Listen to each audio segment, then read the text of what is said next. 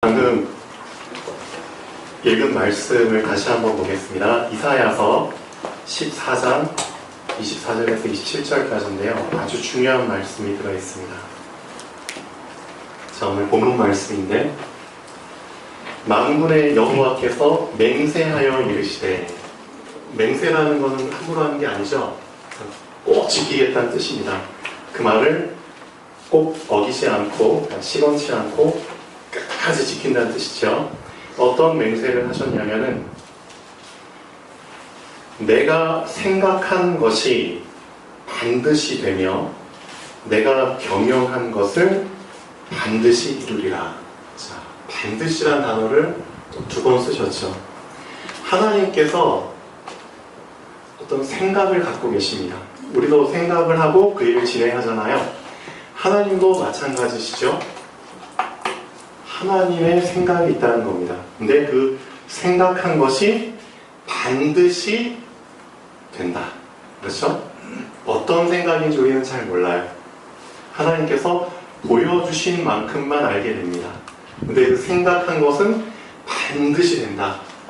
그리고 하나님께서 그 생각을 이루기 위해서 경영을 하시는데, 그렇죠?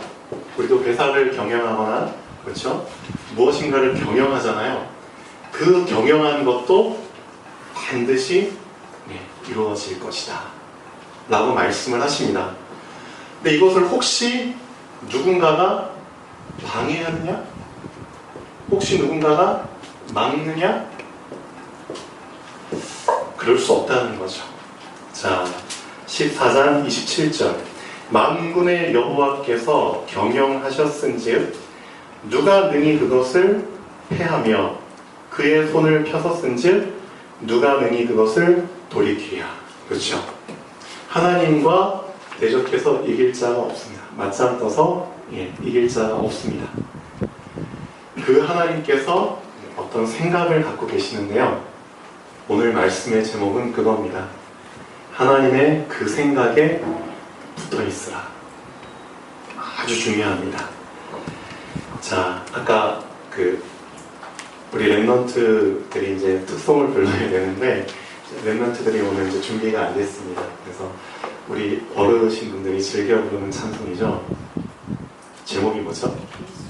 예수는 나의 힘이요. 그렇습니다. 우리는 항상 이제 힘을 공급받아야 됩니다. 우리 육신도 힘을 공급받기 위해서 날마다 하루 3끼 먹잖아요. 우리의 영혼도 힘을 공급받기 위해서, 그렇죠, 힘을 주시는 분께 힘을 공급받아야겠죠. 그분이 하나님이신데, 하나님께서는 유일한 통로, 그렇죠? 하나님께서 우리에게 다이렉트로 무조건 주시는 게 아닙니다. 하나님께서는 어떤 질서를 정해 놓으셨는데요. 너희들이 나를 만나고 싶으냐? 너희들이 나로부터 은혜를 받고 싶으냐? 나한테 힘을 얻고 싶으냐? 그러면은 내가 만든 길이 있다. 내가 만든 규칙이 있고 내가 만든 질서가 있다. 그게 바로 예수 그리스도라는 규칙이다. 오직 예수 그리스도를 통해서만 힘을 얻을 수 있다. 그렇죠? 그래서 요한복음 14장 6절, 자, 하나님을 잘 모르는 사람들도 이 성경 구절은 어떻게든 한 번씩은 듣는 것 같아요. 특히 복음 전할 때 전도자들이 가장 많이 쓰는 구절입니다. 내가 곧 길이요 진리요 생명이니. 예수는 나의 힘이고 생명이십니다. 나로 말미암지 않고는 아버지 하나님께로 올 자가 없느니라 라고 말씀하셨습니다. 근데 그 찬송가 1절에 보면은 참 중요한 가사가 나옵니다. 예수는 나의 힘이요 내 생명 되시는데, 그 예수를 내가 붙어있지 못하고 떠나 살면 어디에 빠진다고요?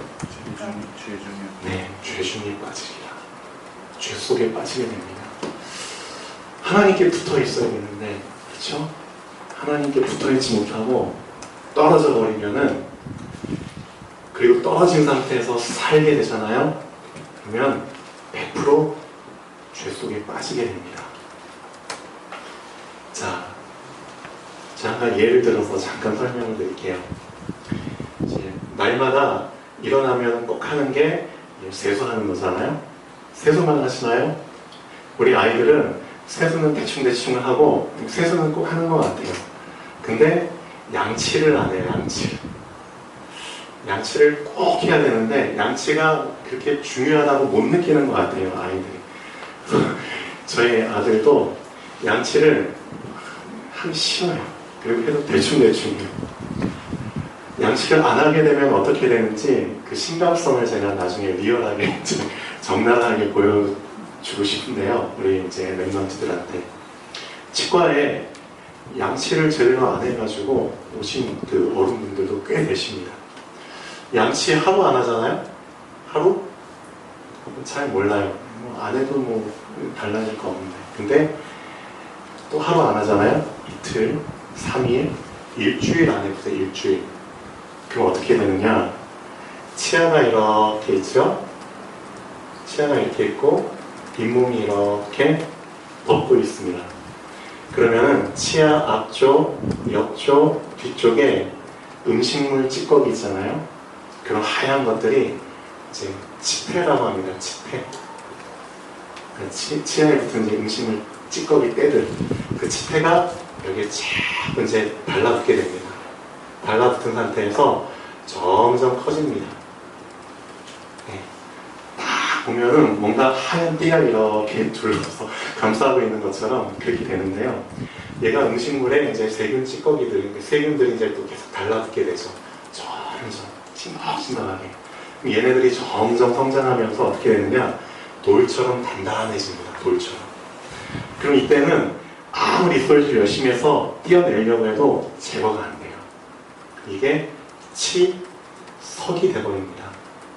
돌처럼 단단하게. 그렇죠? 얘네들이 어떻게 되느냐? 점점 치아 밑으로 뿌리 쪽으로 자라내려갑니다. 이렇게. 그러면서 얘네들이 더러운 독소 같은 것들 있잖아요. 유해한 것들은 계속 내뿜게 됩니다. 그러면 그 독소로 말미암아 잇몸이 점점 빨갛게 붓죠. 잇몸이 붓게 됩니다. 치아 주변 잇몸이 빨갛게 부으면서 지저분한 냄새가 나기 시작하죠. 그래서 입냄새, 구취의 원인 중에 가장 큰 게 양치 잘 안 해가지고 잇몸이 부으면서 발산하는 냄새입니다. 그러면서 피가 질질 나죠. 그렇게 되면서 가장 중요한 거, 잇몸뼈가 점점 녹기 시작합니다. 그럼 어떻게 되느냐? 치아가 흔들흔들하기 시작합니다. 이런 과정을 거치게 되는데 이거를 이제 우리 어르신분들이 많이 쓰는 통치라는 말을 쓰시죠. 맛있는 걸 이제 못 드시게 됩니다. 딱딱한 거 잘못 씹으면 완전히 빠지게 되고요. 어떤 분들은 엿 씹다가 엿에 치아가 박힌 상태로 오시기도 하고요. 빠져가지고 저절로. 그래서 젊은 나이에 이거 하나도 없이, 그래서 틀니 하러 오시는 분들도 간혹가다 있습니다. 그렇게 됩니다. 내가 정말 해야 될 것을 거르게 되잖아요. 하지 못하게 되잖아요. 안 하고 자꾸만 빠지게 되잖아요. 그러면은 죄 속에 빠지게 되고요. 그렇죠? 죄 속에 풍덩 가라앉게 되면은 결국 이런 상태가 오게 됩니다. 자, 욕심이 잉태하게 되죠. 예, 욕심이 잉태하게 되면 뭘 낳게 되냐면, 뭘 응애하게 낳게 되면 죄라는 것을 낳게 됩니다. 욕심이 잉태한 즉 죄를 낳고, 죄가 이제 점점 장성하게 되죠. 그럼 결국 그 죄로 말미암아 사망에 이르게 됩니다. 그렇죠? 이 치아가 건강했는데 치아가 나중에 흔들흔들 거려서 뽑히는, 치아가 죽는, 그렇죠? 그런 상황이 오게 됩니다. 그래서 여러분들이 오늘 예배를 드리러 왔잖아요. 그래서 우리 랩런트들한테 제가 날마다 아침에 문자 메시지를, 단체 메시지를 주는데 오늘 주일날 아침에 이런 메시지를 줬습니다. 얘들아, 오늘은 주일이다. 거룩한 주일이다. 그래서 예배에 꼭 성공하자. 예, 예배에 꼭 성공하자. 그런 메시지를 줬습니다. 그러면은 여기 앉아 계신 분들은 다 믿음이, 그렇죠? 믿음이 높으신 분도 계시고 어린 문화의 수련회분도 계실 겁니다. 믿음이 천차만별인데 각 믿음의 그렇죠 분량에 따라서 본인들이 느끼는 예배 성공의 의미가 다 다를 겁니다. 만약에 여기 그냥 오랫동안 안 오셨다가 오래간만에 오신 분 계실 겁니다. 그럼 그분은 그래 예배 성공 이걸 어떤 의미로 붙잡으시면 될까요? 지금까지 하나님 말씀을 안 듣고 그렇죠 접하지 않고 그냥 세상에 취해서 살다가 죄 속에 푹 빠져 살다가 오늘 예배 나왔어요. 그러면은 내가 생각하는 예배 성공은 뭘까요? 하나님의 말씀을 안 듣다가 온 거기 때문에 그래 하나님의 말씀을 한번 제대로 들어보자. 이게 그 사람한테는 예배 성공이겠죠. 그렇죠? 근데 매주마다 오시는 분도 계세요. 그래서 매주마다 말씀을 들으세요. 근데 이 사람한테는 뭐가 예배 성공일까요?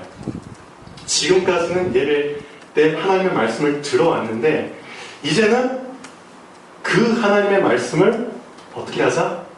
들었으니까 정말 그렇죠. 받아보자. 말씀을 받아보자. 내 안에 말씀으로 정말 받아보자. 오늘 교동문 읽을 때 이런 구절이 있었죠. 문들아 머리 들어라. 문. 우리는 문이거든요. 문입니다. 영원한 문들아 들릴지어다. 왜 문이 들려야 됩니까? 왜 문이 열려야 됩니까? 왜냐? 그 문을 통해서 만왕의 왕이 들어가신다고 하니까. 그렇죠. 하나님께서 우리 안에 들어오시길 원하십니다. 예수님께서 우리 마음속에 생각 속에 들어오시길 원하십니다. 그렇죠. 그래서 우리는 문을 열어야 됩니다. 하나님의 말씀을 그렇죠. 지금까지 들어왔다면 우리 마음속에 마음의 문을 열고 말씀을 받아보자. 자, 말씀을 받은 자가 있어요. 그럼 그 사람이 붙잡을 예배 성공은 뭘까요? 아까 우리 권사님도 잠깐 기도 중에 말씀하셨는데 말씀을 받았어요. 그러면 그 받은 말씀을 어떻게 해? 예, 그렇죠. 실행에 한번 옮겨봐야겠죠. 한번 그 말씀대로 실행에 한번 옮겨보자. 도전해보자, 말씀대로. 그렇죠? 그겁니다. 그래서 각자가 생각하는 예배 성공은 다 다릅니다. 근데 나의 믿음의 분량에 맞게 그렇죠? 그 수준에 멈춰서 오늘 하루 보내지 말고요. 한번 도전했으면 좋겠습니다. 자, 본론 말씀 한번 보시기 전에 지금 우리 김상윤 집사님과 또 이영진 성도님께서 병원에 입원해 계시는데요. 제가 그 두 분을 보면서 이런 생각을 좀 해봤습니다. 그 본인의 입장에서 봤을 때는 참 병원에 입원한다는 게 참 되게 그렇죠. 큰 일이죠. 큰 일입니다. 네, 어떻게 보면 참 마음 떨리고요. 잠도 참 잘 안 오고요. 그 의사의 어떤 그런 말 한마디가 나의 마음의 평안을 좌지우지할 수밖에 없는 그렇죠. 많이 경험하셨죠.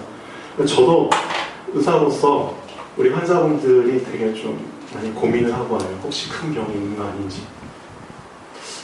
이런 환자분이 한 분 계셨는데요. 그 아래 턱뼈가 이렇게 있잖아요. 이렇게 이가 이렇게 좀 박혀 있어요. 근데 여러분 중에도 이런 분이 계실지 모르겠습니다.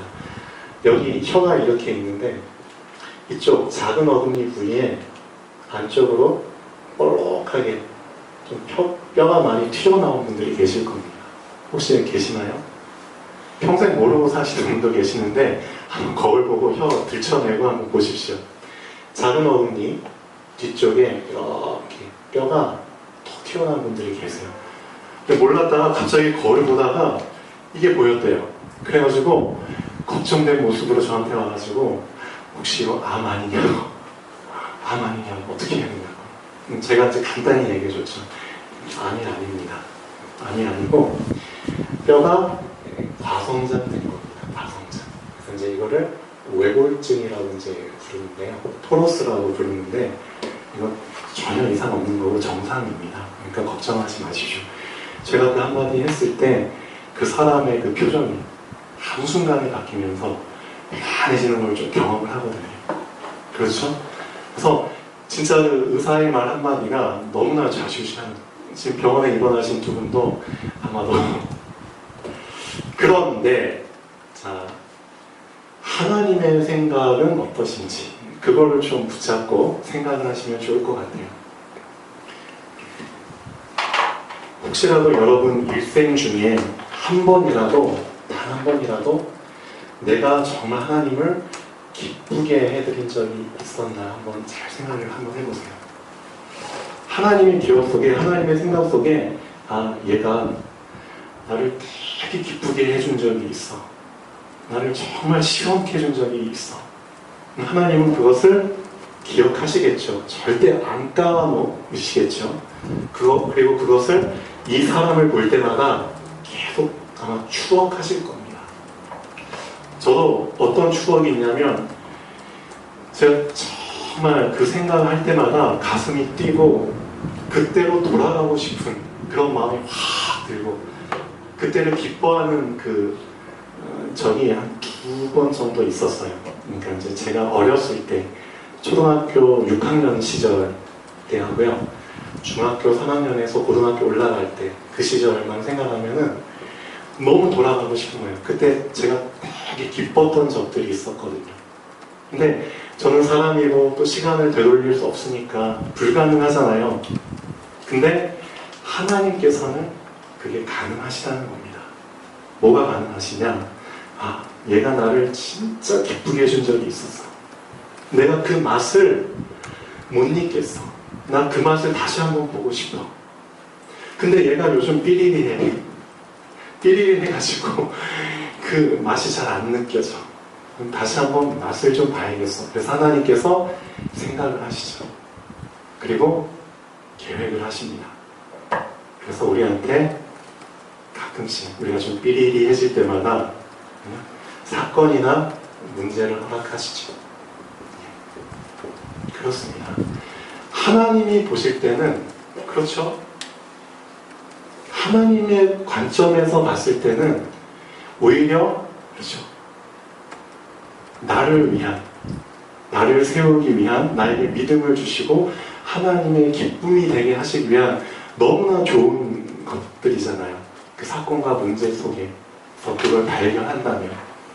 근데 만약에 그 사람이 사건과 문제만 보고 그 안에 있는 하나님의 생각을 발견을 못한다면 그렇죠. 너무나 이게 크게 보인다는 겁니다. 아, 내 몸속에서 뭐가 자라고 있대. 어떡하지? 너무 걱정이 돼. 그렇죠? 그것만 보인다는 거죠. 근데 언제부턴가 우리 김상균 집사님께서 그런 걸 너무나 많이 경험을 하셔가지고 이제는 이제 눈도 깜짝 안 하시는 것 같아요. 최근에는 되게 그렇죠? 하나님께 계속 달라붙어 있기 위해서 많이 예배에 성공하시고 혼자만의 시간에 은혜로운 시간을 많이 가지시잖아요. 그래서 언제부턴가 그렇죠? 예수는 나의 힘이요. 그 힘을 누리고 계세요. 그런데 몸속에서 간에 좀 어떤 조직이 좀 뭐 생겼대요. 근데 그 말을 들었을 때 예전 같았으면은 진짜 얼굴이 어두워지고 그렇죠? 일이 손에 안 잡히고 밥도 안 넘어가고 그럴 텐데 제가 지켜보니까 그때하고 전혀 딴판이에요. 거의 걱정이 없으세요. 진짜. 밥도 되게 맛있게 잘 드세요. 근데 의사가 깜짝 놀라죠. 보통 간에 그런 문제가 오면은 식욕이 떨어지고 그렇죠? 그럴 텐데 물어봤대요. 혹시 뭐 밥맛이 없거나 식욕이 떨어지거나 그러지 않나요? 물어보니까 아니라고 오히려 더 밥맛이 있다고. 그렇죠? 이미 김상균 집사님께서는 그렇죠? 이 사건과 문제 속에서 하나님의 생각, 나를 향한 하나님의 계획을 어느 정도 붙잡지 않으셨을까 그런 생각을 좀 해봅니다. 네.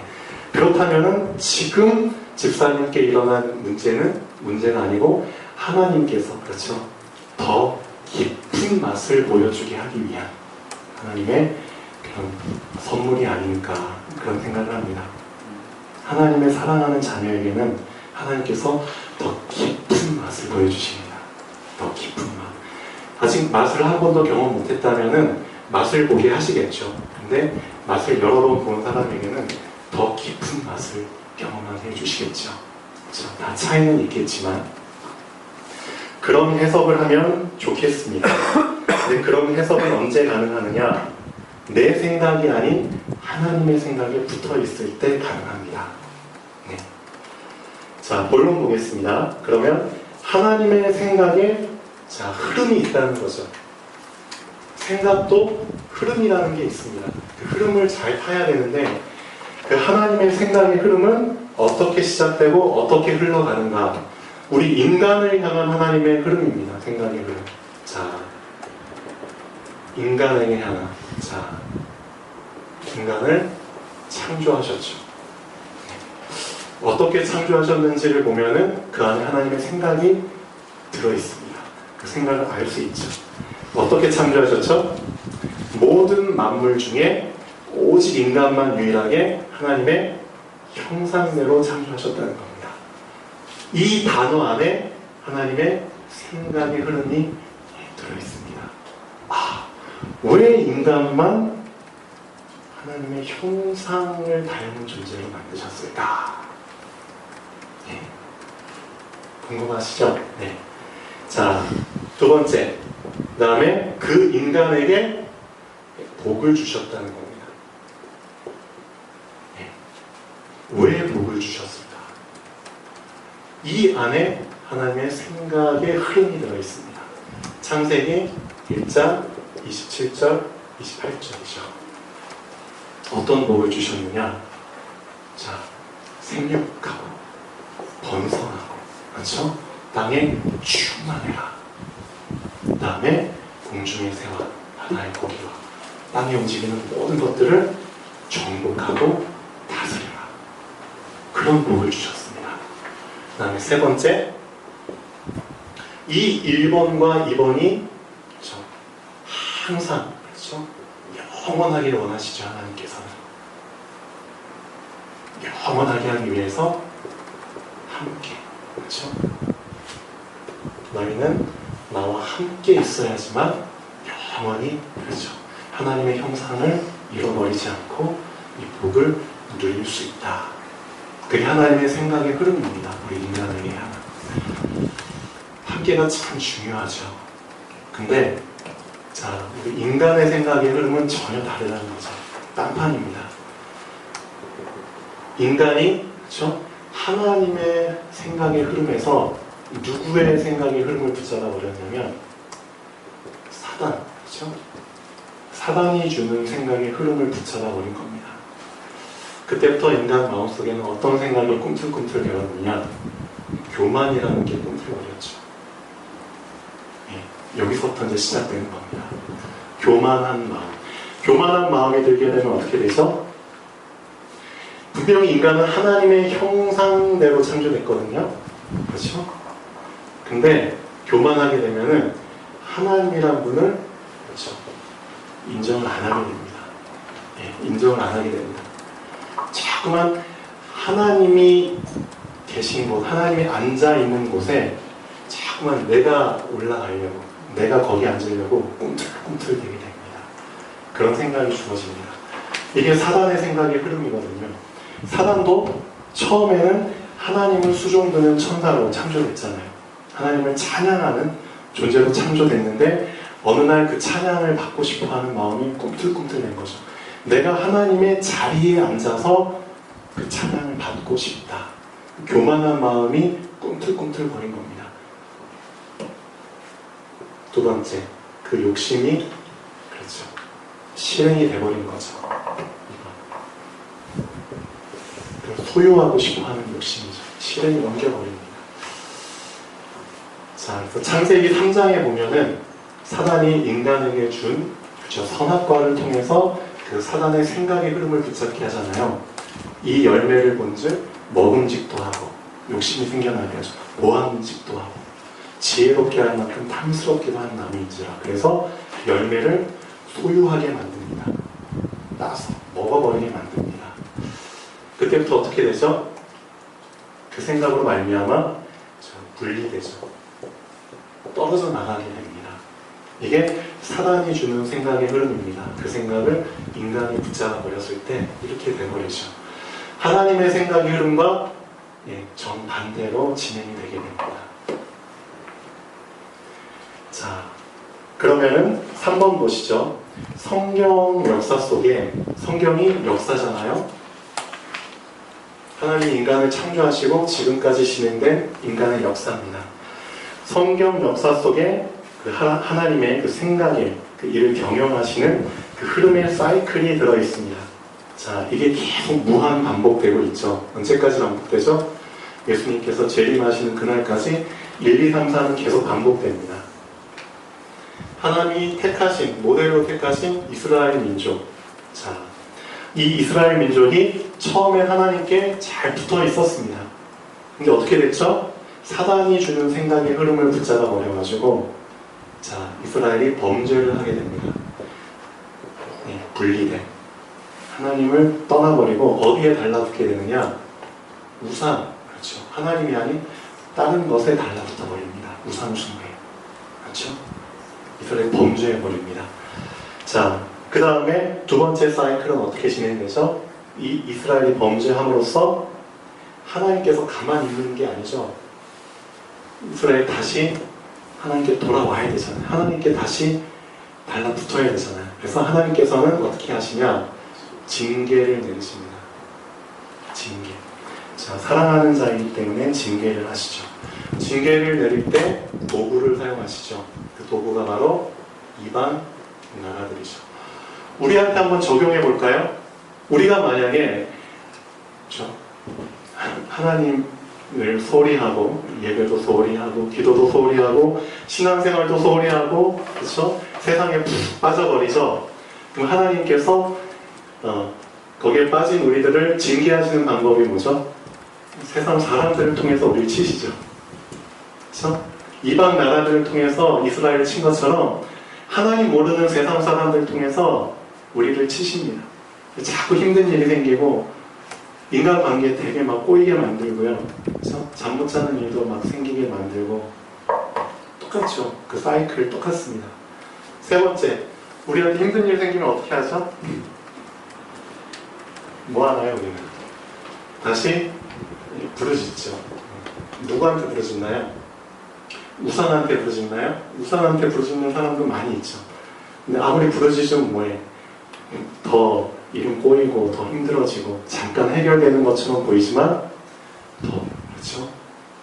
힘들어지는데, 그럼 결국 누구를 찾게 되느냐? 하나님을 찾게 되어 있습니다. 그래서 하나님께 부르짖죠. 힘든 가운데, 고난 중에서. 하나님은 그걸 외면을 못하시죠. 다시 어떻게 되느냐? 4번. 하나님께서 우리를 구원하십니다. 건져주십니다.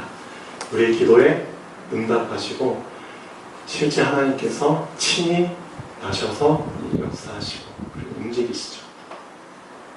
이런 사이클이 한번 딱 됐어요. 근데 또 사람이란 게 그렇죠. 편안해지면은 또 1번으로 돌아갑니다. 또 2번, 3번, 4번. 이 사이클이 계속 반복되죠. 이게 성경에 나타난 이스라엘의 역사고 우리 인간의 역사입니다. 그걸 지금 이 시대 우리 사람들도 똑같이 반복하고 있습니다. 중요한 거는 이 사이클을 이제는 끊어버려요. 이제는 더 이상 반복하지 말고 끊어버리자. 그 방법을 오늘 붙잡으시면 좋겠습니다. 자, 4번 보시죠. 시대마다 항상 존재하는 두 종류의 사람이 있습니다. 하나님의 생각의 흐름에 붙어 있는 자, 그렇죠? 인간의 생각의 흐름에 붙어 있는 자, 두 종류의 사람이 있습니다. 그래서 성경을 보면은 꼭 선과 악이 대립되는 사건들이 쫙 진행이 되잖아요.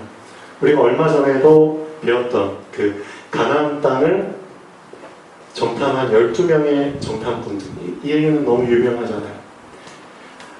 대부분의 사람들, 그렇죠? 숫자적으로는 사실상 인간의 생각에 흐름에 붙어있는 자들이 너무나 많습니다. 숫자적으로는. 근데 언제나 꼭 소수이지만 하나님의 생각의 흐름에 붙어있는 자들이 있다는 거죠. 수적으로는 절대 열세입니다. 10명과 2명의 싸움이죠. 근데 이 10명이 그렇죠. 좀 더 논리적으로 사람들을 포섭하죠. 그래서 이스라엘 온 민족이 다 10명에게 달라붙죠. 수백만 명 대 2명의 싸움입니다. 어떻게 보면. 그렇게 되게 되는 그 시점이 오게 되죠. 그 회개를 하고 나서 자 이제 각인의 시간표 속에 들어갑니다. 각인. 새긴다는 거잖아요. 지금까지 내 머릿속에 사람의 생각이 너무나 많이 박혀 있었어요. 사단이 주는 이 세상의 생각이 너무나 많이 박혀 있는데 그 박혀 있는 것 뽑아내고 그렇죠. 하나님의 생각을 계속 새겨야 된다는 겁니다. 그 시간표가 필요합니다. 계속해서 쉽게 말하면 생각 싸움입니다. 여기까지. 1번 각인은 생각 수준의 싸움입니다. 생각 싸움. 그렇죠? 두 번째, 이제 뿌리를 내려야 된다는 거죠. 그렇죠? 뿌리 내린다는 건 무슨 뜻이죠? 박힌다는 거죠. 무슨 싸움이죠? 뿌리를 내린다. 그렇죠? 이제는 실행에 옮기느냐, 못 옮기느냐. 그렇죠? 행함. 그렇죠? 행함의 싸움입니다. 그 다음에 체질. 그렇죠? 무슨 싸움이죠?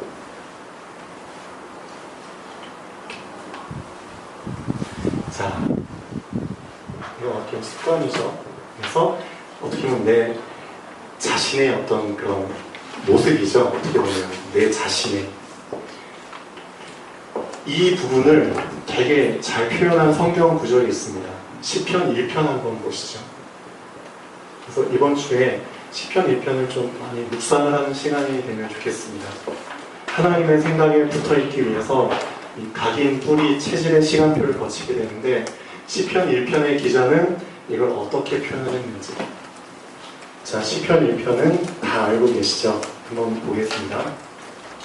자, 복 있는 사람은 악인들의 꾀를 쫓지 아니하며 그렇죠. 악인들이 주는 생각이죠. 악인이 주는 생각을 쫓지 않는다. 복 있는 사람. 그러면 누구의 생각을 쫓는다는 거죠? 하나님의 생각을 쫓는다는 겁니다. 생각 싸움. 그래서 복 있는 사람은 첫째, 악인의 꾀를 쫓지 않는다. 악인들이 항상 생각을 갖다 주잖아요. 그 생각 싸움에서 이기는 겁니다. 즉, 각인 싸움에서 이기는 겁니다. 그 다음 단계 뭐죠? 죄인의 길에 서지 아니합니다. 실제 길에 선다는 건 무슨 뜻이죠? 그 길을 간다는 겁니다. 그렇죠? 이제 방향이 정해졌기 때문에 나에게 각인된 대로 이제는 출발한다는 겁니다. 그 길을 걸어간다는 겁니다. 그렇죠? 실행, 행동, 도전 그런 의미가 있죠. 뿌리를 내리게 되는 과정입니다.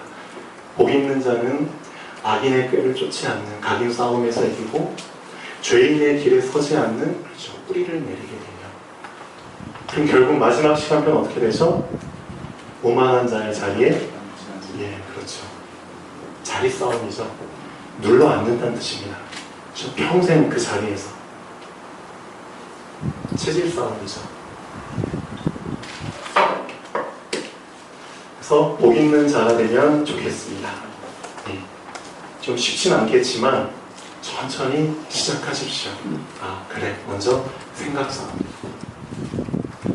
좀 생각이 되신 분들은 뿌리 싸움, 좀 뿌리가 되신 분들은 눌러 앉는 싸움, 체질 싸움. 그렇게 한번 도전해 보십시오.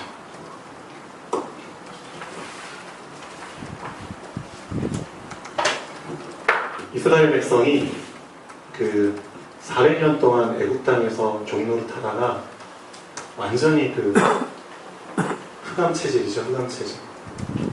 흑암 노예 체질에서 해방됐습니다. 그래서 광야에 들어왔어요. 광야에 들어온 지 얼마 안 돼서 어떤 일이 벌어졌냐면 아말렉이라는 유명하죠. 아말렉이라는 민족이 공격을 해왔습니다. 근데 아말렉이라는 뜻이 무슨 뜻이냐면은 골짜기에 사는 자라는 뜻입니다. 골짜기에 지금 이스라엘 민족은 전혀 싸움에 대한 준비가 안 돼 있는 상태죠. 그렇죠? 싸움을 해본 사람들도 거의 없었을 겁니다. 노예로 살았기 때문에, 종으로 살았기 때문에. 그리고 변변한 무기도 없었겠죠. 그렇죠? 그런데 이스라엘 민족의 큰 무리의 행렬 뒤에서 공격을 해옵니다. 그러니까 뒤에는 어떻게 보면 좀 처진 자들이잖아요. 그렇죠? 약한 자들, 힘없는 자들. 뒤에서 공격을 해옵니다. 그래서 이때 그 유명한 싸움이 벌어지죠. 어떤 싸움이죠? 모세가 이제 다 산에 올라갑니다. 자, 그리고 하나님을 향해서 손을 올리고 기도하죠. 손을 올리고 기도할 때는 이 변변한 무기도 없던, 전혀 싸움 준비도 안 된 이스라엘 민족이 아말렉, 싸움으로 준비된, 그렇죠? 이 군대를 이깁니다. 근데 모세가 손을 딱 내리잖아요. 그러면 아말렉이 또 이스라엘 군대 이기기 시작합니다. 이게 주는 의미가 뭘까요? 이게 주는 의미가, 아말렉은 골짜기에 사는 자, 영적으로 해석하면 무슨 뜻이죠? 우리가 구원 받았는데 이제 광야 생활, 하나님의 인도를 받는 생활을 해야 돼요. 근데 자꾸만 하나님의 인도를 못 받도록 골짜기에 사는 자들이 자꾸만 끌어당기는 겁니다. 자꾸 애국으로 다시 돌아가도록 계속 끌어당기는 겁니다. 그러니까 영적으로 봤을 때는 나의 내면 깊은 곳에 잠복해 있는 내적인 어두움을 의미한다고 합니다. 이 아말렉이라는 뜻이 골짜기 어두컴컴한 곳에 살잖아요. 나의 내면 어둠 속에 깊이 박혀있는 내적인 어둠, 그렇죠? 자꾸만 악한 거 생각하게 만들고, 그렇죠? 사단이 주는 생각, 인간의 그 생각의 흐름을 타도록 자꾸만 내 내면의 그 어두운 게 나를 끌어당기는 겁니다. 그래서 나의 연약한 부분을 계속 공격을 합니다. 이게 이스라엘의 그 출애굽했을 때 실제 사건입니다. 근데 이때 이길 수 있는 방법이 뭐죠? 손을 들어 하나님을 바라보는 겁니다. 손을 들고 기도했을 때 이겼어요. 근데 힘이 빠져서 손을 계속 들고 있으면 힘이 빠지잖아요. 그래서 손을 내려. 다시 어둠이 이기기 시작합니다. 그때 계속 손을 들고 있을 수 있도록 누가 도와주죠? 그 유명한 두 사람. 시작.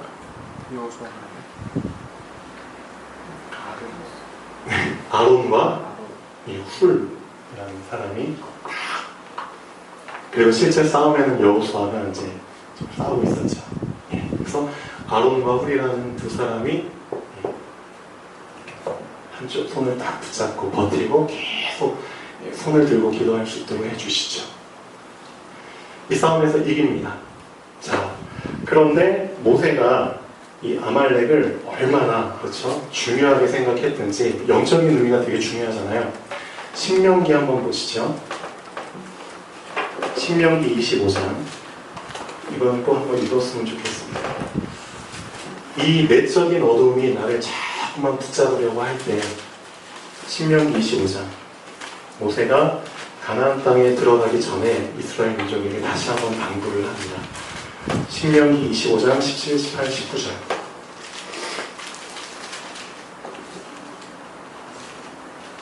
창세기, 출애굽, 계명기, 민수기, 신명기 25장 17, 18, 19절. 모세가 당부를 합니다. 왜 당부를 할까요? 그 의미를 알기 때문이죠. 너희는 애굽에서 나오는 길에 아말렉이 내게 행한 일을 기억하라. 곧 그들이 너를 길에서 만나 내가 피곤할 때 내 뒤에 떨어진 약한 자들을 쳤고 하나님을 두려워하지 아니하였느니라. 그러므로 네 하나님 여호와께서 내게 기업으로 주어 차지하게 하시는 땅에서 내 하나님 여호와께서 사방에 있는 모든 적군으로부터 내게 안식을 주실 때에 너는 천하에서 아말렉에 대한 기억을 뭐해라? 지워버리라. 너는 잊지 말지니라. 너무 중요한 일입니다. 자, 근데 이스라엘 민족이 이제 가나안에 정착을 했어요. 그리고 시간이 엄청 지났습니다. 그런데도 이스라엘 지방의 아래쪽에는 아말렉 민족이 계속 살고 있었죠. 계속, 그래서 이제 찝쩍거립니다. 그때 이스라엘의 초대 왕 사울이죠. 사울 왕이 어떻게 하나요? 자, 사무엘 선지자가 사울한테 하나님의 뜻을 전하죠. 아말렉 얘네를 진멸해버려라. 진멸. 어느 정도까지 진멸해라? 사무엘상 15장 3절 한번 보시죠. 사무엘상 15장 3절.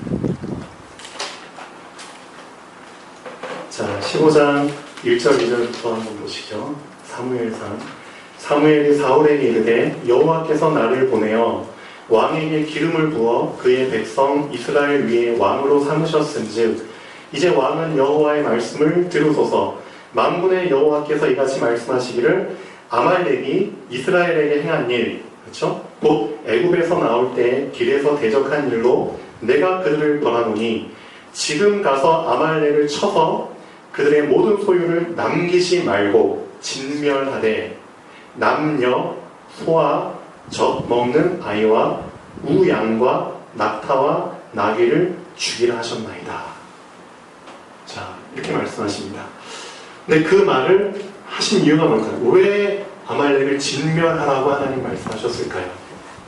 그 이유가 나오죠. 우리는 알고 있습니다.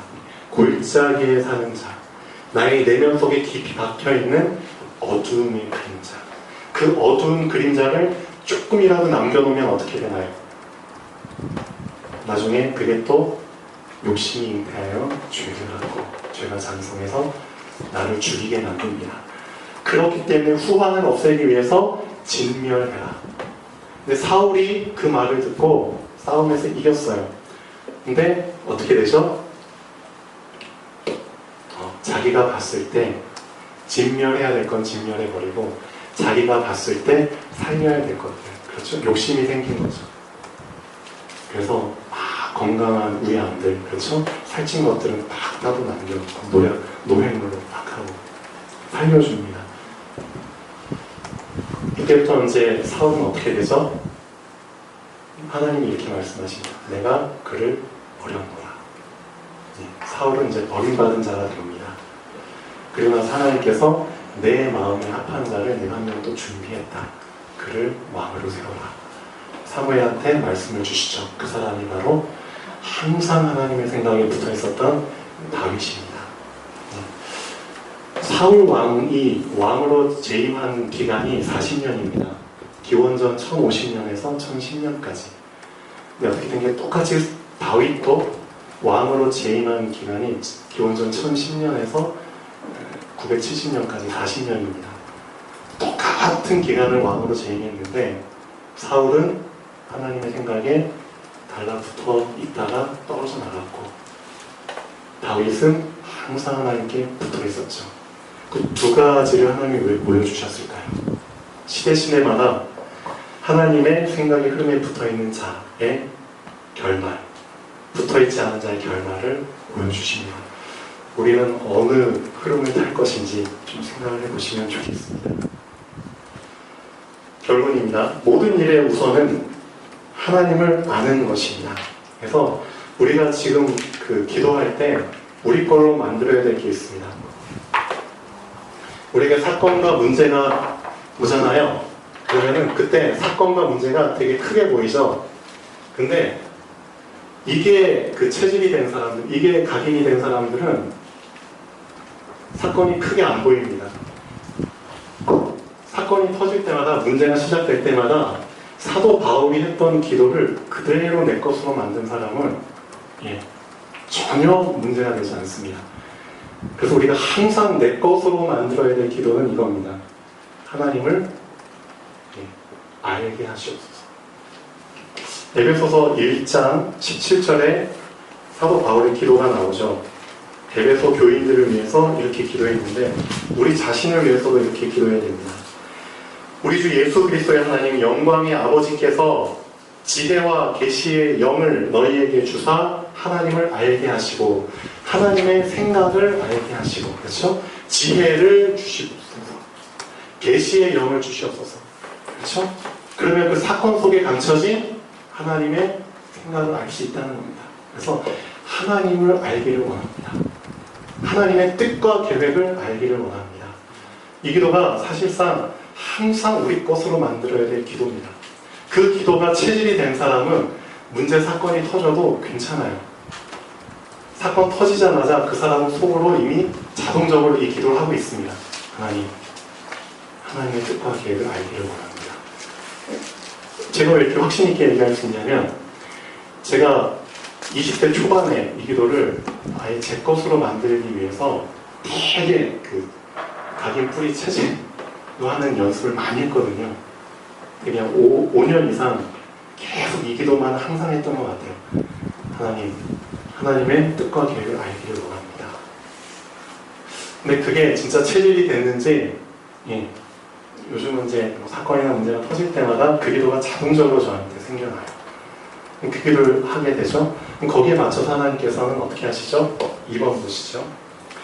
하나님을 알기 원하는 자에게, 그렇죠? 하나님의 뜻과 계획을 구하는 자에게 하나님은 뜻을 알려주십니다. 맞습니다. 그래서 에베소서 1장 3절에서 12절까지 쭉 보시면은 사도 바울한테 엄청난 뜻과 계획을 알려주시죠. 쭉쭉쭉 복을 주셨고, 그렇죠? 창세 전에 우리를 택하셨고, 그 기쁘신 뜻대로 예수 그리스도 보내주셨고, 은혜의 영광 찬송하게 하셨고, 그의 은혜의 풍성함으로 피로 말미암아 죄 사함을 받았고, 그렇죠? 그 뜻의 비밀을 우리에게 알리셨고, 그래서 10절 보시면 하늘에 있는 것이나 땅에 있는 것이나 그리스도 안에서 통일되게 하려 하신다. 그 수준까지 알게 됩니다. 그래서 이 10절 말씀이 사실 주기도문의 구절입니다. 뜻이 하늘에서 이룬 것 같이 땅에서도 이루어진다. 완전히 하나님과 소통해버리죠. 하늘과 땅이 소통되는 하나님의 뜻을 알게 하십니다. 3번, 하나님은 하나님의 생각의 흐름대로 일을 진행하십니다. 맞죠? 아까 본문 말씀 읽은 것처럼 하나님의 생각과 뜻을 아무도 못 막는다고 했죠. 그래서 그 흐름 속에 들어와 흐름대로 살아가는 것이 신앙생활입니다. 그래서 하나님께 뻗팅기지 말고, 그렇죠? 죄 속에 푹 잠기지 말고 하나님의 그 생각의 흐름 속에, 경영의 흐름 속에 들어오시고 그 흐름을 타는 것이 신앙생활입니다. 편하게 하실 수 있죠. 자, 4번 마태복음 6장 33절 다 알죠? 먼저 그의 나라와 그의 의를 구하라. 그의 나라가 뭐고 그의 의가 무엇입니까? 그 바로 하나님의 생각이죠. 그의 나라에 대한 생각, 그의 의에 대한 생각, 그렇죠? 그것을 먼저 구하는 자, 그렇죠? 하나님의 생각의 흐름을 붙잡고 그걸 먼저 구하는 자는 어떻게 된다고 하나요? 충룡이의 요즘 붙잡는 말씀인가요? 먼저 그의 나라와 그의 의를 구하라. 그러면 이 모든 것을 너희에게 더하여 주시리라. 그 말씀대로 됩니다. 그래서 5번, 성령 내주를 놓치지 않는 사람에게 항상 기억할 것이죠. 성령께서 내 안에 주인으로 계신다는 것. 그 성령의 내주를 놓치지 않는 사람에게는 하나님의 생각을 알려주시고, 우리에게 가장 필요한 거죠. 이제 생각을 붙잡았으면 그 사람은 평안으로 지켜주십니다. 그러면 끝이죠. 진짜 이미 생각도 알려주셨고 마음이, 감정이 동요하지 않도록 평안으로 지켜주시면 이제 끝이죠. 진짜. 그래서 요한복음 14장 26절에서 27절까지 너무나 중요한 걸 예수님이 말씀하십니다. 이 말씀은 정말 실현하면 좋겠습니다. 우리 모두가. 내가 아직 너희와 함께 있어서 이 말을 너희에게 하였거니와 보혜사, 그렇죠? 보호하시고 은혜를 주시는 곧 아버지께서 내 이름으로 보내실 성령, 그가 너희에게 모든 것을 가르치고 내가 너희에게 말한 모든 것을 생각나게 하리라. 그렇죠? 예수님의 말이 곧 하나님의 말씀이죠. 예수님의 생각이 곧 하나님의 생각인데 그것을 너희에게 생각나게 하실 것이다. 그것을 붙잡아라. 그리고 걱정하지 말 것은 뭣도 덤으로 준다고 하셨죠? 평안을 너희에게 끼치노니 곧 나의 평안을 너희에게 주노라. 내가 너희에게 주는 것은 세상이 주는 것과 같이 아니하니라. 그러므로 너희는 마음에 근심하지도 말고 두려워하지도 말라.